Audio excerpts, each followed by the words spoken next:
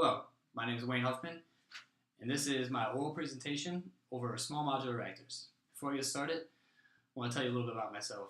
I'm currently finishing my 6-year enlistment in the U.S. Navy. I'll be finished my enlistment in less than 1 week. I'm currently serving on the USS Asheville in Pearl Harbor, Hawaii. When I finish my enlistment, my plans are to work for a power company in nuclear power. To get started on my project, we have titled our paper, The Future of U.S. Nuclear Energy, focused on technology, materials, and application of modular reactors. This paper is for the course Nuclear Energy Engineering Technology Capstone, and this is through Thomas Edison State University. The portion of my paper I will be focusing on is the support of small modular reactors in the U.S. Our group members for this project are Drew Bierman, Matthew Sertenden, Justin Greathouse, Wayne Huffman, myself, Christopher Martell, and John Miller. The references I use for my portion of the paper are from the Department of Energy 2017 fiscal year Congressional Budget Request, an audit report that was done on the Department of Energy for Small Modular Reactors Licensing Technical Support Program, the Department of Energy Financial Assistance Funding Opportunity Announcement for fiscal year 2017, Small Modular Reactors, the Hanford site in Washington, a final report that was done in 2014, an article from World Nuclear Association, and also a federal loan guarantee solicitation and supplement for advanced nuclear energy projects for the Department of Energy. Small modular reactors are defined as nuclear power plants that are smaller in size, that is generally less than 300 megawatts of electricity. The reason we chose to focus our project on small modular reactors are due to the benefits that are associated with them, and also the fact that in the U.S. we are currently pursuing the construction of small modular reactors.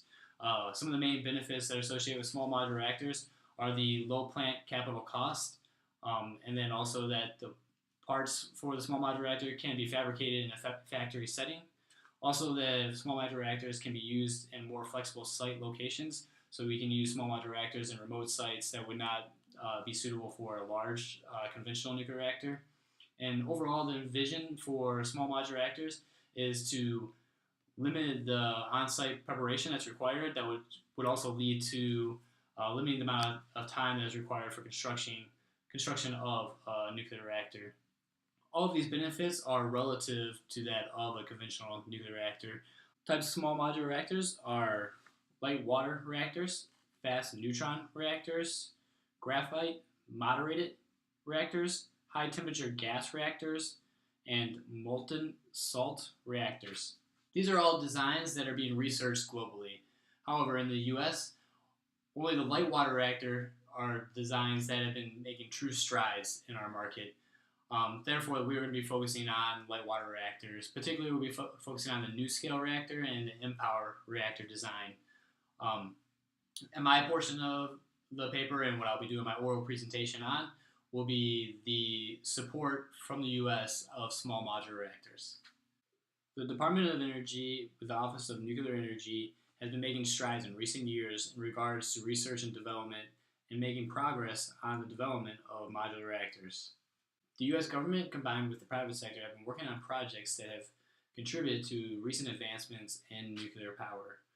Some of the most notable programs that have contributed to nuclear energy research and development are the Gateway for Acceleration Innovation in Nuclear, the Advanced Research Project Agency Energy Department, and the Licensing Technical Support Program. Gateway for the Accelerated Innovation in Nuclear, also known as GAIN, was established by the Department of Energy to provide the nuclear energy community with access to technical, regulatory, and financial support necessary to move new or advanced nuclear reactor designs towards commercialization while ensuring the continued safe, reliable, and economic operation of the existing nuclear fleet. GAIN was established in 2015 by the Obama administration. The GAIN team works closely with the advanced nuclear design community to identify research and development objectives.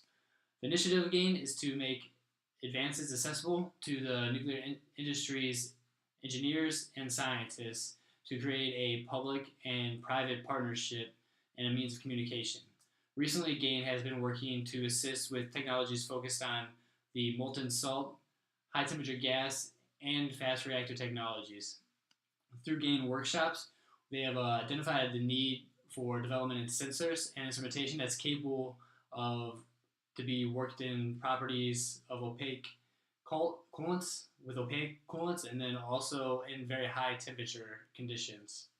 The process of developing a nuclear reactor requires a vast amount of regulatory oversight by the Nuclear Regulatory Commission and other government bodies. The funding required for certification and construction of small modular reactors is not fully known at this time. The sites that have been working towards development and construction of small modular reactors incur a lot of first-of-kind costs. The Department of Energy recognizes the opportunity of small modular reactors and how they can contribute to the power grid with the low carbon emissions. The current obstacle with nuclear power is commercializing a reactor.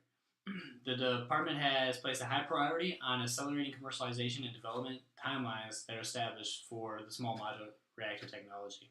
The Small Modular Licensing Technical Support Program supports this first-of-a-kind cost associated with design certification and licensing activity for these small modular reactor technologies, and also for the site licensing activities for those small modular reactors. And this is all through cost-sharing arrangements with the industry partners.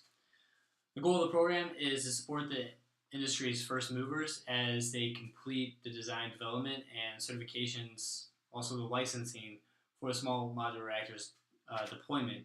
And the goal is to have them deployed by the early to mid 2020s. The Small Modular Reactors Licensing Technical Support Program started in 2011 and has met some of the milestones that have been set out by the department. Most notable success stories are coming from the NuScale power design and also the mPower design. The Licensing Technical Support Program is designed to support up to 50% of the design certificate and also the licensing activity that's involved.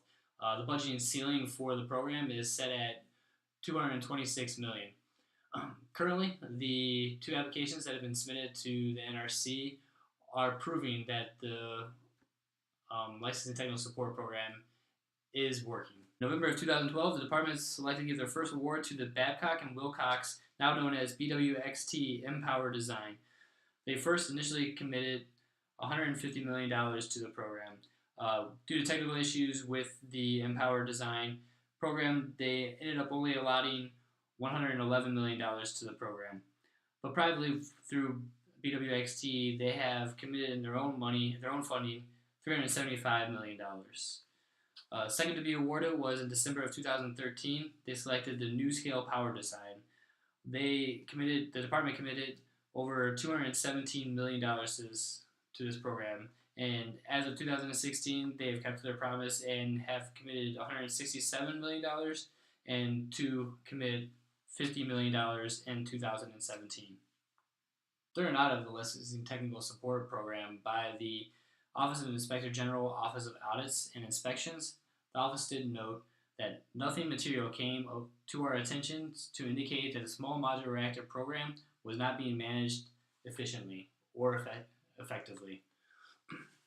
They did note, though, however, that there was unallowable costs that would include rent payments, relocations, travels, and some labor costs that were not supposed to be included in the Licensing Technical Support Program, but management for those programs did work quickly to correct some of those costs and to offset those problems. These companies have incurred large expenses. As already mentioned, the BWXT has estimated to spend more than $375 million on their mPower program, and that's as of early 2016. And then NuScale, they have contributed nearly $130 million on their licensing alone for their small modular reactors. But they have submitted applications for licensing their designs to the NRC. Without the assistance from the Department of Energy, they would not have been able to submit the certification applications. Up until 2015, the support for small modular reactors has been insufficient. In accordance with the Hanford site in Washington, back in 2014, the expected cost for designing and licensing a full small modular reactor power station could be upwards around $1 million. The Department of Energy recognized that they need to provide further support for the advancement of the small modular reactors. So in 2015, the Department of Energy began to solicit applications for loan guarantees to finance projects for small modular reactors. The Department of Energy has made available up to $12.5 billion in loan guarantees. These loan guarantees were made available to nuclear power projects and associated nuclear reactor designs currently under the NRC licensing review, as well as nuclear power projects and associated nuclear reactor designs that are under the NRC pre-application phase for certification, construction permit, or combined construction and operating license review. As you can see, there is progress in the advancement of small modular reactors. The U.S. government, along with the private sector, have been contributing large amounts of funds to proceed with the commercialization of small modular reactors.